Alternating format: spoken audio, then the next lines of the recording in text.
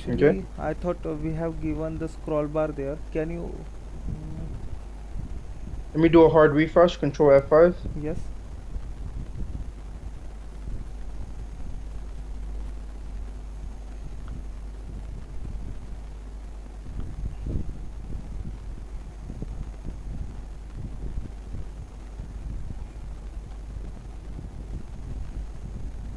Can you Okay. scroll it down?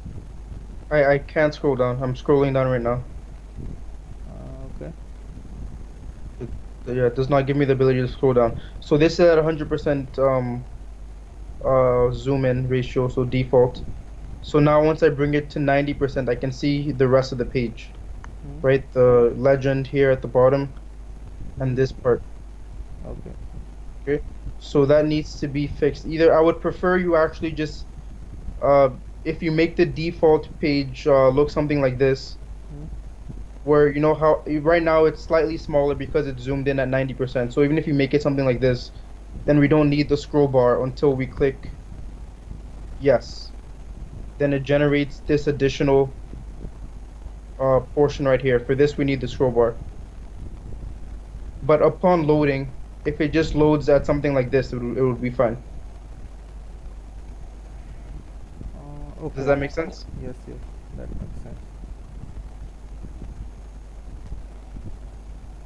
Okay, now looking at this, obviously the lines should not be Hmm. crossing the scroll. Please click Control 0.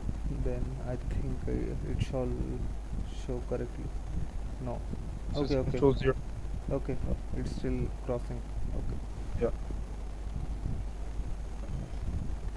Okay. Yes, sir. And now I'm going to click.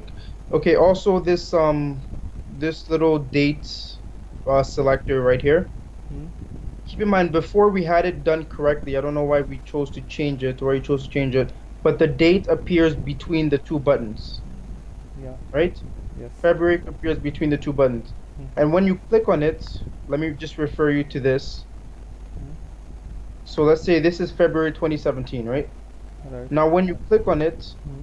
it should give you the option like a drop down menu, just where you can change the, change the month.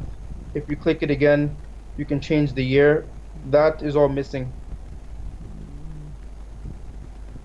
Okay. right? So right now we have it done completely differently. It's outside the the I um have the arrows. already discussed, sir, for that part that designer had a problem. Okay, I will try to discuss with another one. It is a jQuery part. Okay, and the same issue with Okay. the line crossing. Okay.